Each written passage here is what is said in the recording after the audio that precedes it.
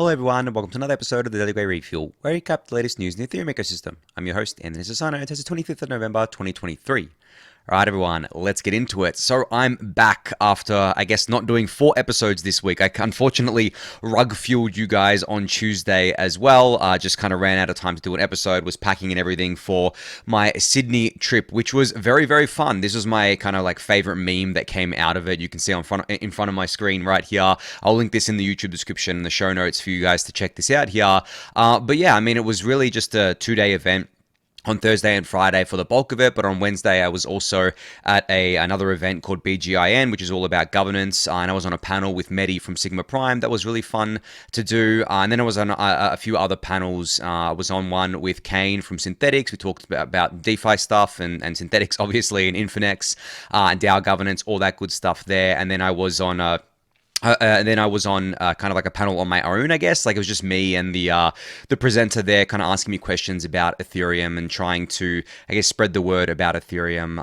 And then I was also on a panel here with Daniel from Swell, which is really fun. That's where the meme kind of came out of here. We were just talking about all things staking. But overall, I had a really fun time. I met a few people who listened to the Refuel, and I got the same answer from all of them. They basically said that, not the same answer, but they basically said the same thing. They said that I'm part of their kind of morning routine, which is always heartwarming to me because it's honestly awesome to know that I'm part of people's routines, and it actually keeps me motivated to keep going with these things, with these episodes, and make sure that I don't do many rug fuels, because then I feel really bad that your morning routine has been interrupted. But yeah, I mean, if there's times when I'm sick or something, then unfortunately I have to do a rug fuel. But generally, I think I'm pretty good here. But yeah, I mean, the vibes were kind of I guess like split in half at this event, because as I said to you guys, it wasn't just like a crypto native event. It also brought together people from like the TradFi world, from the regulatory world. A lot of lawyers were there actually, which is always fun. But from my conversations with them, they're all kind of like on our side, right? They're not trying to fight us. They're not trying to do anything like that. They're actually trying to go to bat for us. And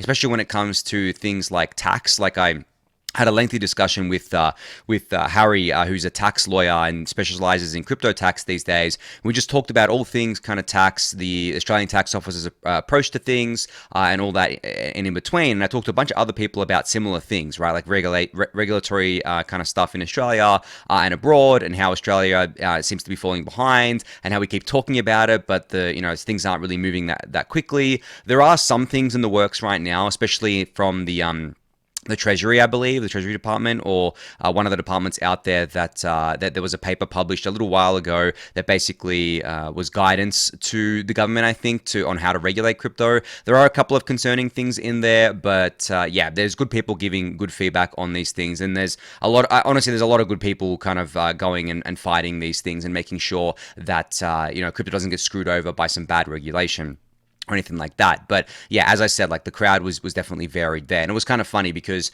on the first day, on the Thursday, there was like the first half of the day until I guess like 1 p.m. or 12 p.m. or something like that was all talks from like the TradFi regulatory folks. And the second half of the day was more kind of like DeFi talks. And then on the Friday, I guess more DeFi and crypto talks. And then on the Friday, in this event that I was at here, that was organized by Helix and Upside, and the Crypto Assembly event, it was basically all kind of like crypto stuff, which is awesome. It went for a while. We went way over time actually with the event, but it was great because it was more in, I guess, like our wheelhouse as crypto natives here. But I had a lot of fun. But yeah, just overall had heaps of fun meeting lots of people. That's what I love doing at these events. And I guess like thank you to those who came and kind of just came up to me and said, hey, because obviously like you probably know me, but I don't know you, so it's always good for people to come up and just introduce themselves, and I get to know more people that listen to the Refuel, and it always warms my heart, as I said there.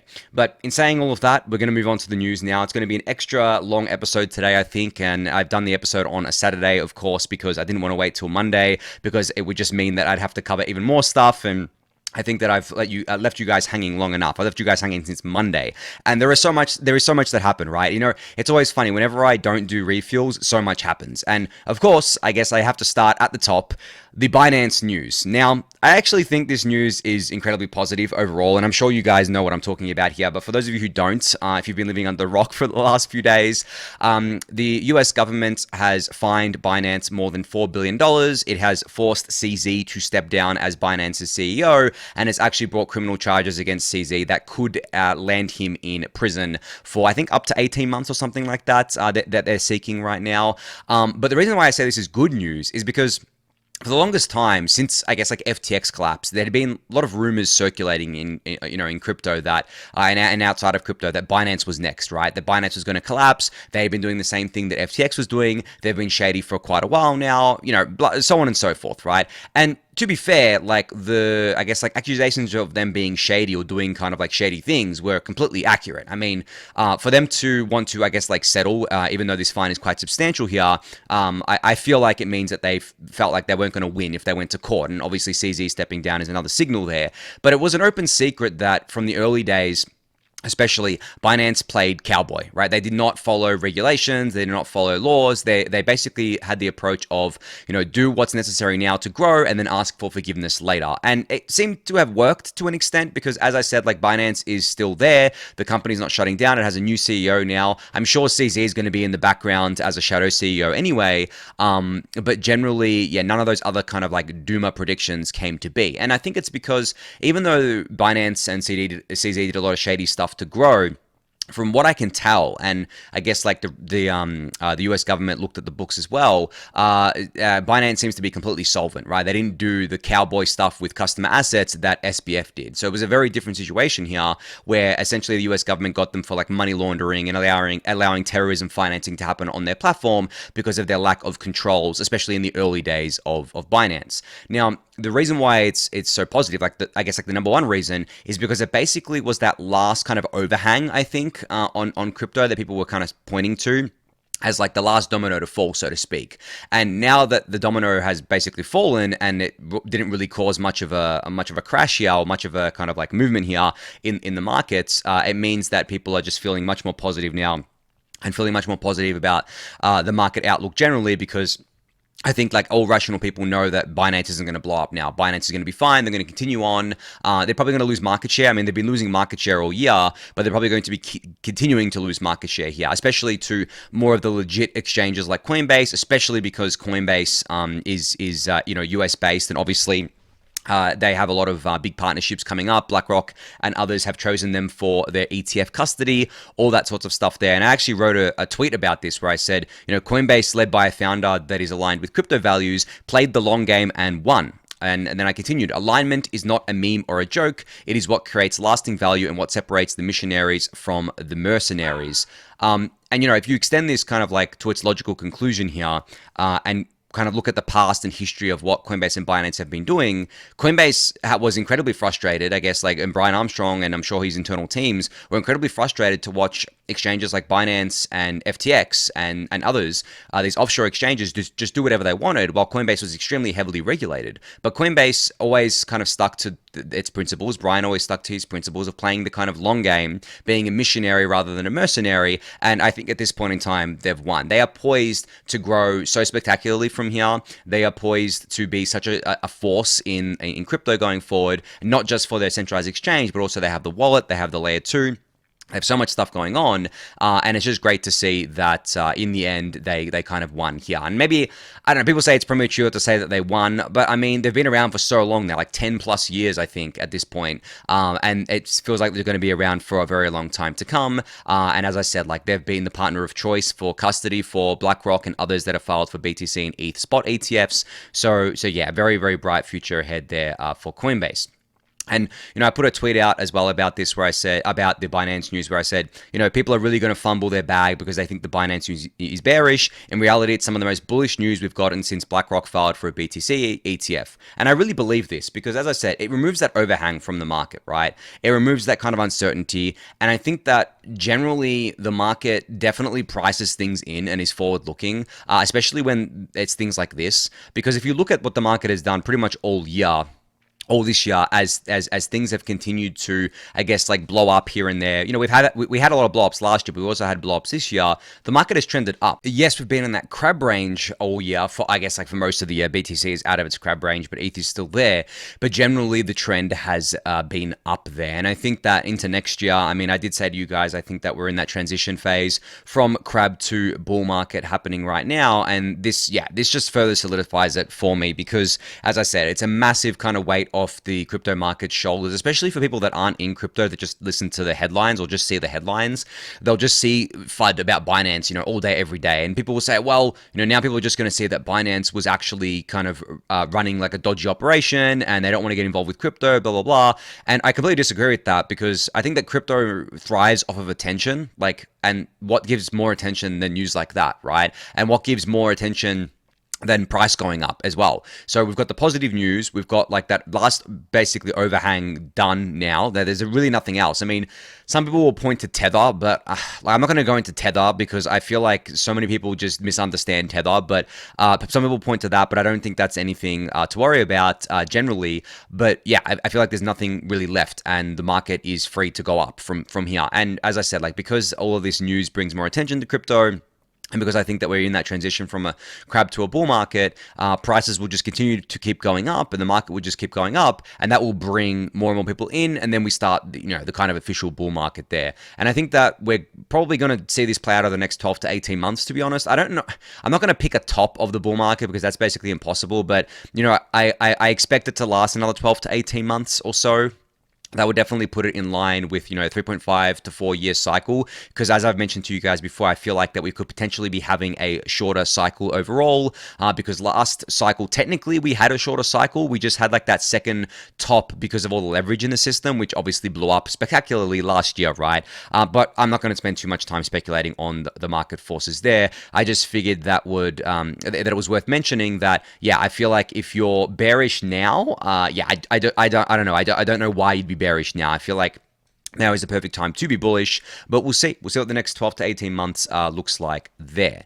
Now, I think that was mostly everything on the Binance front. Yeah, but there was also some news around Kraken. So the SEC has, of course, gone after Kraken with a similar, if not pretty much the same lawsuit they went after Coinbase and Binance with. Now, the reason they are doing this is because they are doing what's called shopping for judges. Now, Coinbase's case from the SEC is in the New York district. This case against Kraken is in the Californian, I think San Francisco district. So different judges will be assigned to these cases at different district courts altogether, which means that the SEC strategy here is basically, from my view, at least, from my opinion, is that they think they know that they're going to lose against Coinbase, so they go after smaller players in the hopes of winning against them in order to strengthen their case against Coinbase and to set precedent.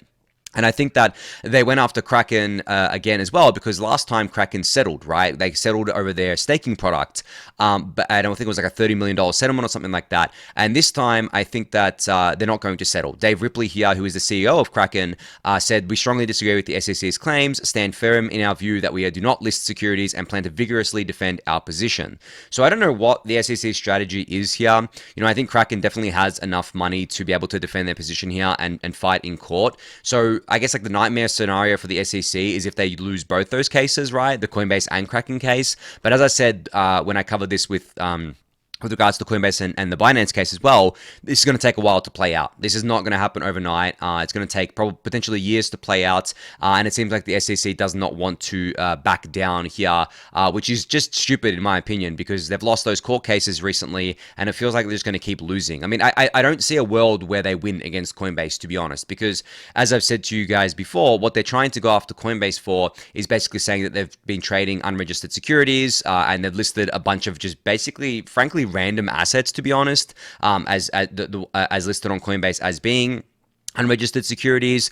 But yeah, I think generally they're going to lose that, because I mean, when they lost against Ripple, I said this, where it's like, if they can't even win against Ripple and they can't even classify XRP as a security, what hope in hell do they have of these other assets, right? Like, because XRP to me is probably the most high profile thing that could be considered a security, right? But it wasn't. And I think that when looking at that and taking that holistically, I think that Kraken should come out on top here, along with Coinbase and probably Binance. I mean, Binance is a bit of a wild card, but I guess like the lawsuit is basically very similar. So if Coinbase wins, Binance should win as well. But I'm not too versed on on the courts and on how all that stuff works there.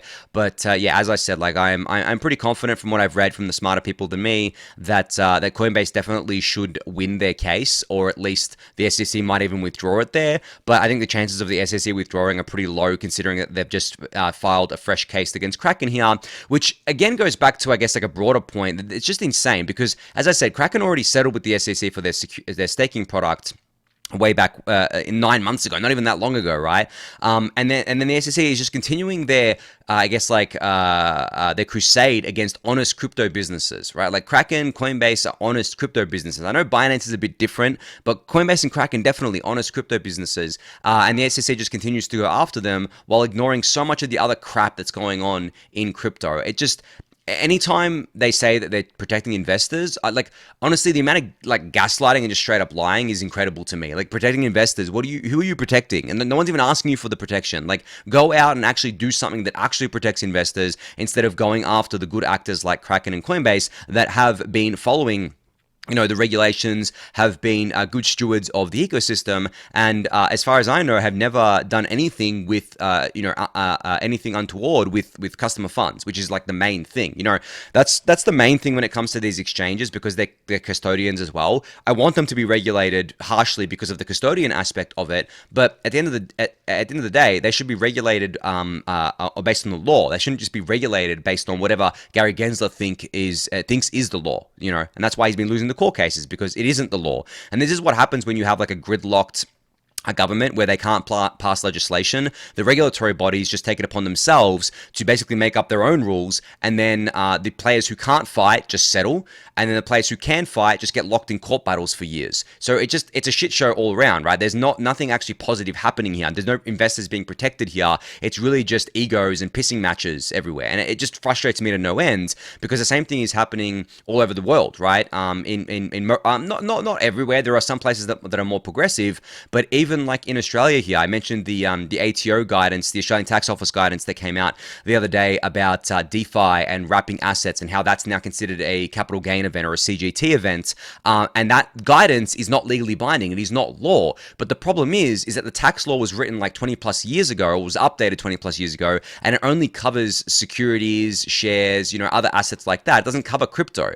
So if you want to fight the tax office on this, you have to go to court, and going to court is incredibly expensive, especially as an individual. You're probably not going to be able to afford to do that. So you just default follow this guidance, which, as I said, is not legally binding, because there is no law around crypto, and there's no tax law that specifically is about crypto. Now, of course, if you want to change the law and if you want to get a new legislation written for crypto, you have to go through the government to do that. And unfortunately, in Australia, and I know that not everyone, not all of my listeners are Australians, but just to give you an example here, in Australia, the last time a government went to an election with a tax reform plan, so not the last election before, they lost. And they lost based on that. Like that was literally the sole reason they lost, even though the other party was just crap, and no one really, everyone was saying, you know, this party's going to win, this other one's going to lose, and that one ended up losing based on that tax reform. So now it's become a thing where it's literally poison to touch tax law, which is just really bad for crypto, because basically it means that these regulatory bodies or these other agencies like the tax office can say whatever they want, and they can give whatever guidance they want. It's not legally binding, but most individuals cannot afford to fight in court, so they're just going to default follow that guidance, which stifles innovation. It leads to non-compliance of the guidance, because people don't even know that they're non-complying, and it's just a shit show all around. So that's like the broader trend of just things being gridlocked, laws, new legislation not being passed, leading to regulatory bodies and other agencies and unelected bureaucrats just doing whatever the hell they want, right? And hoping that whoever they go after doesn't take them to court. And even if they do, who cares? Because these agencies have unlimited budgets, basically, because they're government agencies. It's not their money, it's taxpayer money. Ironically, it's hilarious that it's taxpayer money funding. It's like if you as an individual, as a taxpayer, take one of these agencies to court, your tax dollars are literally being used to fight you in court. And then you have to pay out of pocket out of your own money, right? So yeah, not a fair system at all, but unfortunately the system that we're stuck with here. But anyway, enough on the regulatory side of things, enough on all the, I guess, like that was the biggest news from the week. Now let's move into some crypto related stuff. So we had another AllCoreDevs call. This was a kind of, I guess, like shorter one, I think, where Tim Byko put together a short summary of what was going on here. Basically, DevNet 11 is mostly stable for Denkun. An MEV boost is being tested on Lodestar Nimbus, hoping to have all clients tested by end of week. DevNet 12 is launching next week. So, and even if they don't have all the clients on it, as long as we have 3+ consensus layer clients on it, that'll launch next week. But I think that's mostly everything got to do with Denkun specifically. There was some talk about Girly and when they would sunset that. They're going to be sunsetting that about 3 months after the Girly Denkun fork, or 1 month after the mainnet Denkun fork. So as I said to you guys, like Girly will fork to Denkun, but then be sunset because it's being replaced by Wholesky. So not really any news there. But really that was it from that AllCoreDevs call. I think that maybe in the next couple of ones we might get some better ideas about when Girly is going to be forked. But yeah, they're doing DevNet 12 very soon. And they're also, and as I said, like I think DevNet 12 is going to be launched with those latest changes to blobs that was proposed a few weeks ago. All the consensus layer clients should have that done by now. But yeah, that's the latest on the AllCoreDevs stuff there. All right, so speaking of blobs and data availability generally, Ansgar here put out a tweet over the weekend where he said, not over the weekend, over the week, where he said, I have seen enough progress in data availability recently, both in special purpose DA protocols and in the speed with which post 4844 Ethereum data availability sampling is coming together, that I am now fairly confident that data will cease to be a meaningful scaling bottleneck within the next 2 years, which also means that L2s and dApps should take compute and storage throughput seriously. I have seen a lot of L2 compute is free sentiment. While that is true today, this will change. Superchain style horizontal scaling might be sufficient, but still has a lot of uncertainty. So yeah, I mean, I guess like the main talk of the scaling town has been all this talk about data, right? Data availability, the cost of storing data on Ethereum L1, other data availability protocols, what it looks like in a post 4844 world, what it looks like in a full dank sharding world with data availability sampling, what it looks like in a 4844 plus world, all that sorts of stuff. And Ansgar here, who I remind you guys is a researcher at the Ethereum Foundation, he's basically making the bet that within the next 2 years, data availability will not be the scaling bottleneck anymore. The scaling bottleneck will become compute and storage generally. And I think that with L2s handling that, it's going to be a lot easier than the L1. And I think they're going to have their own ways of doing things, especially with like storage and stuff like that and compute. I mean, there are different ways that different L2s can tackle it, whether they be optimistic rollups or ZK rollups. But it's great to see that, someone from the Ethereum research team basically saying this and all of this coming together in the next 2 years, right? Because I think that everyone always speculates, when's full dank sharding going to come to the network? Because 4844, just to remind you guys, is proto dank sharding. It is a prototype of dank sharding, even though proto lambda that's his name in it. It kind of like works as double entendre there, where it's like proto dank sharding, right? But it is like literally just like a taste of what full dank sharding will enable. And full dank sharding is really defined by having data availability sampling in place, which can massively scale the data availability of the Ethereum network, right? And which will massively scale L2s, and is basically the holy grail. Now, I think in terms of protocols that have DAS or data availability sampling integrated, Celestia might have it integrated right now or in the near future. I think EigenDA wants to have it integrated, but basically all the DA protocols are going to have it integrated because this is the only known way, at least right now, to scale data availability without increasing hardware requirements to just like stupid levels, basically, right?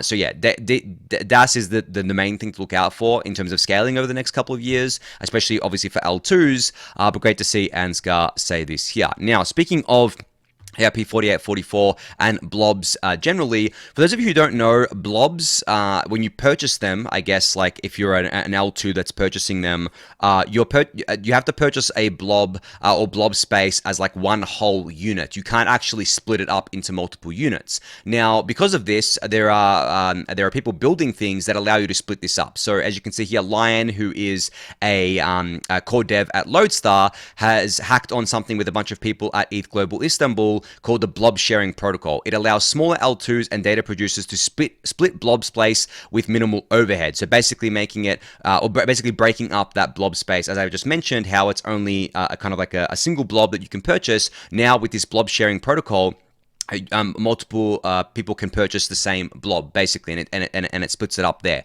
Now, of course, this isn't trustless yet. You can actually see the kind of spec and what this looks like in this HackMD document, which I'll link in the YouTube description below. But right now, this is a trusted thing. But I don't think that's really a big deal that it's a trusted thing, because really, at the end of the day, like, you don't have to do this. This is just like an optional thing, and you can have basically multiple different of these kind of protocols on the network that people can use, and multiple different trusted parties. But I think eventually the goal would be to make this completely trustless. And here's the work in progress to do to basically make that completely trustless in this HackMD document, which I'll link in the YouTube description below for you to check out. But yeah, just a little fun fact there for those of you who didn't know: when purchasing a blob, you can only do it as one chunk. So you need to basically build a protocol on top of it to split these things up. But it's really not like a big deal. It's really, I mean, for the smaller L2s, it becomes, I guess, like a bigger deal, because they may get priced out. They may not be able to afford a whole blob, or it may not be economical for them to buy a whole blob. So they'll participate in this blob sharing protocol, where they all basically pull their funds together and buy a blob together, and then they get the space as allocated through that. But yeah, as I said, you can read the full details on this. I'll link it in the YouTube description below for you to do so. All right, so I mentioned this a while ago, which was this kind of like execution layer or smart contract activated withdrawals for ETH staking. Now, this was an ETH research post that was published back in July of 2021. I believe there is an EIP for this already, which should be going live, hopefully in not Denkun, but the upgrade that comes after that. But basically what this is it allows for trustless withdrawals from liquid staking protocols. So what this means is that, for example, right now, if you stake with like Lido, and you want to withdraw from Lido, the node operators themselves have to actually process that withdrawal for you. You can't process that withdrawal yourself trustlessly. You are relying on the node operator or the person who controls the validator keys, or I should say the validated withdrawal credentials as well. Oh, no, there's just the keys. They don't have to necessarily control the withdrawal credentials in order to submit that withdrawal, in order for the withdrawal to actually take place. Whereas with this EIP, once it gets implemented into the network, anyone would be able to. The protocol has to be constructed to allow this, but anyone would be able to, on the execution layer, submit a withdrawal request to a validator and not have to rely on anyone. It'd be a trustless withdrawal on the execution layer here, which is obviously huge, because at the moment, liquid staking protocols, and probably forever, are going to be the biggest protocols on Ethereum, and we want to allow people the ability to trustlessly withdraw from them. And it doesn't just apply to liquid staking protocols either. This could be integrated into centralized exchange staking as well, like with Coinbase, for example, or Binance, or Kraken, or whatever it is. This could be implemented there as well, and it makes the market more efficient too. It means that if you want to do arbitrage and stuff like that to the beacon chain, you don't, with LSTs, you don't have to wait for the withdrawal to go through on the centralized exchange side or the node operator side. You can just do it yourself. So yeah, just a reminder there that is coming. But yeah, the Kirk here posted this on Twitter because he wanted people to start making some noise around this. So yeah, I'm making some noise around it.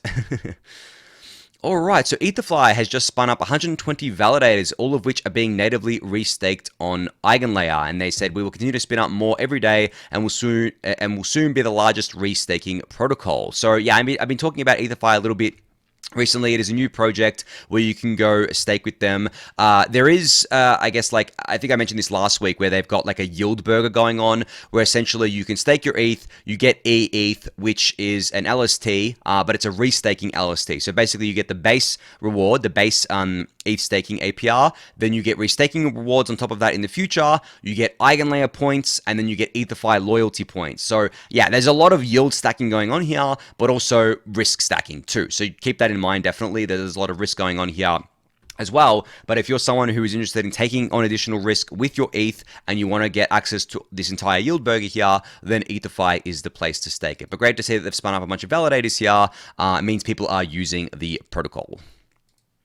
All right, speaking of staking, Stakesaurus here on Twitter has a new meta for solo stakers, which is your own mini staking pool. So anyone can get there with minimal ETH by following the roadmap here. So basically, there's a step-by-step guide on how to set up your own mini staking pool. You can practice for free on Google Cloud, and Stakesaurus has guides in their bio, which I'll link in the YouTube description below. You can apply for hardware grants to offset the fixed costs, such as EF's Run a Node grant, and more to come. And you can spin up a node via permissionless LSTs to get started with smaller amounts of ETH, such as Rocket Pool, Stater, Diva, and Lido, which are Diva and Lido coming soon. And you can participate in emerging staking initiatives of those protocols and scale up the TVL here. The result is recurring income for yourself plus more diversity on the ETH consensus layer. So if that sounds like something that's interesting to you, you want to become basically your own kind of mini staking pool here, then Stakesaurus has great guides for you, which I'll link in the YouTube description below for you to check out. All right, so this was the other piece of big news during the week that you may have thought that I wasn't going to cover, but I'm definitely going to cover. So I'm sure you've all heard of this new future L2. It's not an L2 right now, called Blast. Now, this caused a stir in the community for a bunch of different reasons. One, it looks like a Ponzi. Two, it is backed by Paradigm, which is one of the most well-known VC firms in the space, and maybe used to be one of the most well-respected firms in the space.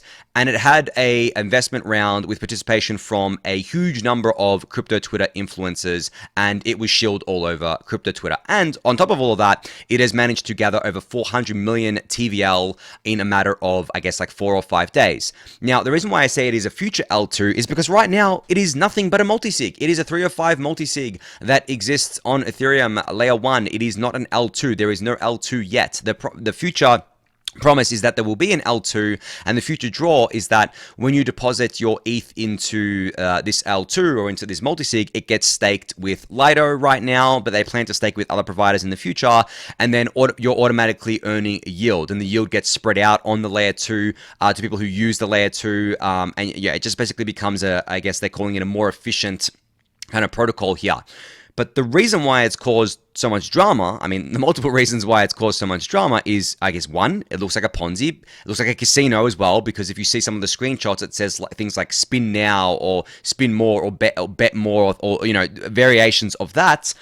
They also have some of these charts on their website where they're comparing the Blast L2 to other L2s. And, you can see the incentives kind of row at the bottom here where they say Blast has substantial incentives and Optimism and Arbitrum only have limited incentives and so on and so forth. And they're acting like they're the Blast team is the first ones to come up with the staking the ETH that gets deposited in the bridge contract to get native yield for the users of the L2s, which is certainly not the case, because as Patrick McCrory says here, he says, as someone who has spent the past 7 years on blockchain scalability and watching our industry get so damn close implementation-wise, investors in Blast should be ashamed that the project launched their marketing campaign as a multi-sig with a deposit function. If Blast had done the legwork and deployed as an actual L2, there wouldn't be as huge of an issue, but it's a deposit-only multi-sig. Deposit-only, guys. It is not going to unlock for like another 3 or 4 months. So once you put your ETH in there, you're not getting it back for 3 or 4 months. And Patrick continues by saying, "Come on, guys, this is shameful to all who have contributed their time to an L2 stack that is ultimately being built to protect customers and system operators." And also, obviously, Blast is promising that there's going to be token rewards. So people are farming, the airdrop and all those sorts of things, and so on and so forth. So really, what Blast, I guess, did was take all the shitty things that we've seen, all the shitty incentives and shitty airdrop farming and crappy casino stuff and Ponzi stuff that we've seen in the ecosystem, and basically say, well, we're just going to put this completely transparently out there. We're not going to hide behind any fancy terminology for the most part. And then we're just going to tell users, here, ape in to this like 3 or 5 multisig. You'll get Blast tokens in the future and you'll get yield as well. But, it's locked for like 4 months. And I mean, there seems to be an appetite for it because over $400 million worth has gone into that multisig. Now, the multisig itself is not that big of a deal because I don't think the multisig is going to get exploited. The only big deal about the multisig is the fact that the key holders are actually anonymous. I think it's a 3 or 5 or a 4 or 5 multisig, but regardless, it doesn't really matter. I think it actually might be a 4 or 5 multisig, but regardless, the key holders are anon. And yeah, people will say, oh, well, it's backed by Paradigm. They're not going to rug. It's like, but that doesn't mean anything. Like, who knows if Paradigm even knows who these people are? Like, I would assume they would probably do, but, we don't know who those key holders are. At least I haven't seen anyone do the groundwork to actually discover who those key holders are. So at any point in time, these 4 or 5 could just literally rug the funds, and no one could stop them because it is just a multi-sig. And they could just run off with the funds, made a cool almost $500 million for doing nothing. Now, of course, obviously, like, it wouldn't be that easy to run off with the funds because cashing it out would be basically impossible. No exchange would let you deposit it, blah, blah, blah, so on and so forth. But still, like, that risk is substantial, right? Like, their incentives that they claim to have, the risk is substantial here. And also, by them claiming that they're an L2 without actually having an L2 live, just makes just is like a PR nightmare, because basically it makes the other L2s not look bad, but it makes them kind of into a joke for a lot of people. They're like, oh, look at this L2 that has like a multi-sig attached to it, but it's like, Blast isn't an L2. These other L2s that have multi-sigs on them right now, like Optimism and Arbitrum, they're actual fucking L2s, right? Like, they're actually live. They're actually something that you can use right now. And yes, they have differences between them, right? And there's different kind of like trade-offs between them, but it's not like they're just a fucking multi-sig that you put money into and then hope for the best. Like, that's just crazy to me.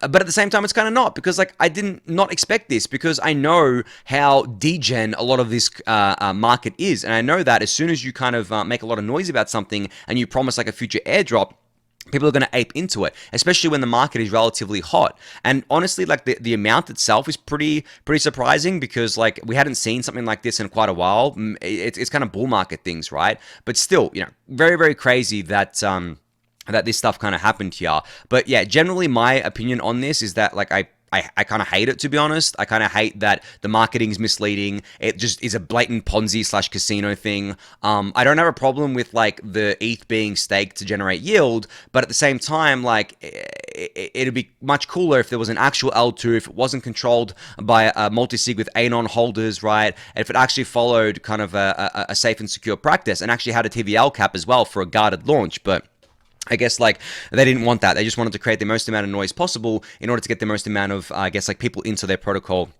as possible here. I say protocol like anything's even live. No, it's just the multi-sig right now. But I want to go back to what I was saying about the different L2s, and how like they got their own trade-offs here. I put out a tweet today where I said, not every L1 is created equal, and not every L2 is created equal either. But the nice thing is that the Ethereum ecosystem has an awesome resource in L2Beat to give you a very comprehensive breakdown of the differences between each L2.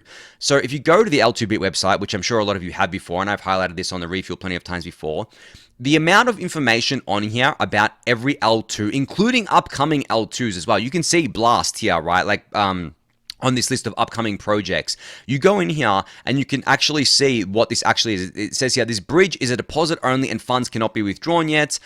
They will launch, so they're planning to launch an EVM compatible optimistic rollup supporting native yield. So they're not even live yet. So, you know, you just got a basic thing here which shows you the TVL and basically that it's not live yet. But if you want to go to the projects that are live, like the biggest one right now by TVL is obviously Arbitrum 1, there is so much here, guys. Like, look at this. Like, and this is why it frustrates me to no end when I see people on Twitter talking about, oh, no one talks about like the L2 trade-offs, or it's very hard to find, you know, what these different L2s are doing, or what the trade-offs are, like who controls the multi-sig, blah, blah, blah. No, it's fucking not. It's right here on L2Beat.com. Like, it's here, and it's not even just here in a small capacity. It's here in an extremely detailed capacity with custom-made diagrams and images here, as you can see on my screen here, with a wealth of information, with links to even more information, with links to all the relevant kind of addresses here, with big fat warnings that you can see here of what can actually be done with what can actually be done and what can be done maliciously on each of the L2s,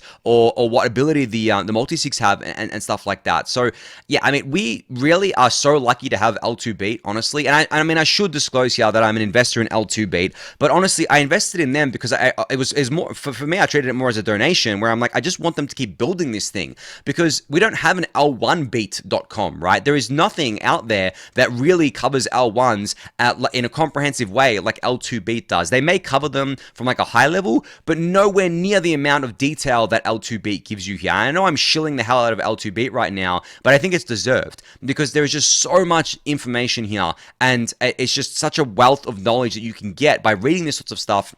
And you can actually point this to other people and say, you know, hey, here's literally all the information you need to know what's happening on this particular L2, the tech that they're using, what stage they're at in terms of decentralization stages, you know, what their activity is, what their TVL is, what the multi-sig is like, who owns the keys to the multi-sig, what they can actually do, like can they freeze your funds, can they steal your funds, what the sequence is like, what the validators are like, are they centralized, is it permission fraud proofs or permissionless? all that stuff. And it's not just for one project or two projects or the top projects, it's for fucking all of them. And I know I'm swearing a lot here, guys, but I tend to swear when I get passionate about things. But yeah, I just figured that it was worth highlighting this for you. I know I'm preaching to the choir, but please, please, please, when you see anyone talking about this stuff on Twitter, just reply and say, hey, you can check all of this out on l2beat.com. It's all there for you to learn. You know, there's no need to keep flooding things here. But anyway, I'm going to digress on that point there, but yeah, hopefully like the Blast L2 actually goes live relatively soon, so it's not just a one-way deposit contract that keeps getting kind of filled up with ETH and approaches billions of TVL, and then maybe potentially there's a non-zero chance that it rugs and it becomes like a whole thing again. That's like the worst case scenario, but hey, it could happen. Anyway, I'm going to move on from that one there onto some other news here from OP Labs, who posted a blog post where they said work is underway to make it possible to securely upgrade all OP chains simultaneously. This blog post dives into how the ecosystem engineers will ensure OP chain compatibility for all chain governors who have opted into the Superchain. So this is what I think I was talking about. I don't know if I mentioned it on Monday's refuel or the previous week's refuels, where I basically said that all of the chains that opt into the Superchain get to benefit from upgrading together, get to benefit from what the OP stack is being built to be, who's working on the OP stack, who's upgrading the OP stack to do things like follow along with Ethereum L1 upgrades, to add other features there, and that all the opted-in OP stack chains can benefit from that. Now, this blog post is very short. You can go check this out for yourself, but I'll link it in the YouTube description for you to do so there. All right, speaking of optimism, the retroactive public goods funding round 3 is currently live, and badge holders are able to allocate 30 million OP raw rewards as they see fit. Now, if you're interested in how this is going, Growthepie.xyz has a tracker for this. So they've got like an optimism retroactive public goods funding round 3 tracker where you can sort by different kind of things here, but it's default sorted by how many ballots each of the projects are in. Now, I believe it's a minimum of 17 ballots that the projects need to be in order to qualify for some of the rewards here. The only one that's qualified so far is the Protocol Guild at number 1, which is way ahead of the pack at 19 ballots, whereas second here is the Solidity Language team at 15 ballots, but obviously Protocol Guild is going to be number 1. I mean, I can't think of anything more public good than Protocol Guild, and for me, I mean, I allocated my OP because I'm a badge holder just before, and Protocol Guild was at the top of my list, and I allocated them the most out of everyone else on my list because, I mean, the Protocol Guild is not just one entity, right? It goes to like 100 plus Ethereum core developers and researchers, and I literally can't think of anyone else that I would rather donate to in the public goods space, right? So that was my number 1. I don't have my list handy right now, but you can actually just scroll down this list and see all the people that are in the ballots. And I was actually scrolling down the other day and I noticed myself here, right? As I said to you guys, like I'm on this for all my work at the Daily Gwei, and I'm actually like ranked in the top 20 right now. I'm in 12 ballots, which is incredibly humbling. Like I don't know how much I'm going to get, like how many OP tokens I'm going to get. And I've actually been talking to Trent from the Protocol Guild because I really want to donate a portion of my rewards that I get, whatever it is from this. But the problem is that I'm very limited in what I can donate if I can't donate to an official charity, because I can only write the tax off if it's an official charity. And right now, Protocol Guild is not that. So as long as there's an official entity attached to Protocol Guild, I'll be able to go to my accountant and say, hey, there's an official entity here. It means I can write that off on tax, which means because when I get the OP, it's going to be taxed as income at receipt. So if OP is like $2 and I get like 50,000 OP, for example, that's $100,000 converted into Australian dollars, whatever that is taxable, right? But if I can donate it to an official charity, then I can write off the portion that I've donated, which means I don't have to pay tax on that portion, which means that I can donate more than I otherwise would have been able to because I didn't have to pay tax on it. So I'm really hoping that the Protocol Guild can have that set up before I get my OP here, because I really want to donate a portion of my OP to that. But as I said, I don't know how much I'm getting. I don't think anyone knows yet, and this is going until I think December 6th right now. But yeah, as I said, it's badge holders that vote here, but you can go down the list anyway to see which projects are in the most ballots here, as well as in the most lists, and what their funding has been traditionally as well, and what categories they fall into there. All right, I highlighted this website a little while ago on the Refuel. It's the real world asset tracking website or real world asset directory at Rwa.xyz. They've got a newly updated website here. So they said here, since its launch, the directory has been used by tens of thousands to discover companies at the forefront of asset tokenization. And they go through how they made it easier than ever to navigate the real world asset space. And you can check this out for yourself. I'll link it in the YouTube description below, but you can basically launch the dashboard and keep track of all of this. It's pretty comprehensive, and it's all free, I think, right now. There is an enterprise data section, but all this kind of like stuff is free, and it's got a lot of data here, as you can see from me scrolling through here. But just on another note on the real world asset stuff, I was actually asked a lot at the conference that I went to in Sydney what I'm most excited about right now in the crypto space and the Ethereum space, and it was really hard for me to nail down an answer because so many things excite me. But if I had to kind of like maybe say something that isn't the traditional thing I would say, like layer 2s or kind of Ethereum core protocol development, I would say real world asset stuff, because I've always been a huge advocate of needing to bring more of the, I guess, existing value in the TradFi world into crypto, and we're needing like a bridge to get it there. And the bridge is really all these protocols, all these projects, bringing real-world assets on-chain, like tokenizing them on-chain, whether they be treasury yields that MakerDAO is doing, whether they be stocks and other assets like that. Bringing these things on-chain, tokenizing them, to me, is like the next big unlock for crypto. And we already have like huge real-world assets in stablecoins, but we need to go beyond stablecoins, right? We need to bring everything on-chain. We need to tokenize everything. And yes, it's going to be centralized because, to tokenize the deed of your house, you have to have like a centralized entity to be able to do that, because really, ultimately, the token is just a representation of the deed. The deed is actually secured, I guess, like for lack of a better term, by the government that your, I guess, like deed was issued by, and that technically owns the land that your house is on, right?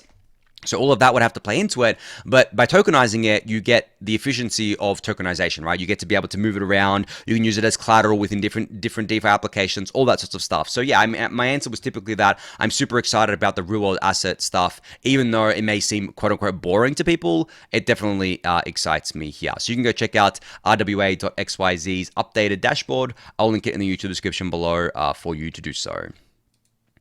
All right, last up here, ZKP2P has shipped a new liquidity page. So now you can easily view who's on the other side of your USD on-ramps. A quick reminder that ZKP2P is also an off-ramp. So deposit your USDC liquidity and receive USD in Venmo, which I don't think I've actually, I actually mentioned that when I was talking about ZKP2P. But yeah, very cool to be able to see basically what the amounts look like here and what the liquidity looks like here. Great to see that they shipped this page. I don't know if any of you guys have used ZKP2P yet, but if you haven't, you should definitely use it, especially if you've already got a Venmo account. It's be very easy for you to use it. As I said, there's a $250 limit every 6 hours, so really you can just play around with it with whatever amount that you want, and get a feel for how it all works here. Now, I'm not going to go over what ZKP2P is because I've talked about it a bunch on the Refuel before, but yeah, I think that's it for all the updates. Now, I know that this is a longer episode than usual, obviously, because I had to cover the last few days worth of information, but I do have one last thing I wanted to talk about with regards to maybe, I guess, like you could call it market talk, but it's a bit broader than that. And it goes back to what I was saying earlier about the Binance news and about like that overhang on the market and stuff like that. I think it doesn't just overhang on the market. It doesn't just overhang on the prices of the assets and people feeling bullish or bearish. It's also an overhang in legitimacy. Because, for example, like the crypto space is still regarded as something, I guess, by the mainstream that's used by criminals, that's used by shadowy supercoders, that's used by people that, you wouldn't want to have anything to do with. Which, as we know as crypto natives, is completely wrong. The vast majority of people in crypto are just genuine builders, but obviously it's always the rotten apples that ruin it for us. And honestly, I don't blame the mainstream kind of audience for thinking this, because the media only ever covers the bad stuff, like Terra exploding, FTX blowing up, 3AC, Celsius, all these sorts of stuff. They don't really see the good stuff that's happening. I mean, they'll see maybe some of the major good stuff like the merge, but most people will never hear of most of the upgrades that we were doing to the core protocol or the L2 developments. Right, all the project updates, all the genuine building that's going on. They won't meet these people. All they'll see is the stuff about the markets, like the price going up or down, and the blow-ups, right? Which gives our industry a really bad rap, which is just unfortunate. But With the Binance stuff, and I guess like not just looking at the Binance stuff, but with like entities like BlackRock filing for a BTC spot ETF and an E spot ETF. As much as like you could say that, oh, we don't like BlackRock because it's super centralized or it's very TradFi, blah blah blah. What this does is that it just further legitimizes the crypto industry in the eyes of the mainstream. It basically says to the mainstream that, hey, there's this massive asset manager that's heavily regulated in the US that everyone loves because all their retirement accounts are in it. And everyone knows who BlackRock is. And then there's not just BlackRock, it's the other ones like Fidelity and stuff, right? And people look at that and they're like, oh, okay, well, if BlackRock and Fidelity and all these names that I know from the TradFi world are taking, BTC and ETH seriously by doing an ETF, then, crypto must be legit, must be legitimate. And opinion starts to change over time. So really, over time, by these things like Binance and other things being removed from the pool and then getting the more legitimate kind of institutions involved, and it basically makes the space overall more legitimate, which overall should lead to better market conditions, right? If you want to talk about like price and stuff like that. And I know there's arguments on both sides. People say, oh, BlackRock doing an ETF is bearish because they're going to control so much BTC and ETH and it's just going to be very centralized, blah, blah, blah. I don't think that's going to be the case, to be honest. I think that BTC and ETH, there are so many different ways to buy it and not everyone is just going to buy it in an ETF. I mean, the world is bigger than the US, right? And also, by them buying it in the ETF, the prices are just going to go up anyway, so they're going to be able to get less and less of the supply over time. There's tons of arguments to be made. I'm not going to kind of go into it now because it could take me another hour to talk about all of that. But yeah, I always just look at legitimacy and legitimizing the space because I want to get to a place, or I want to live in a world where crypto is no longer regarded as something that's just for scammers and fraudsters and criminals, and we don't have such a bad rap anymore. I want to get to a point where people know crypto as this just technology that exists that is like, other technologies like the internet, like AI and stuff like that, right? Where people can get value out of it. There's builders there's genuine people building. They're not just nefarious people. They're not just drug dealers and terrorists and all that sorts of stuff, right?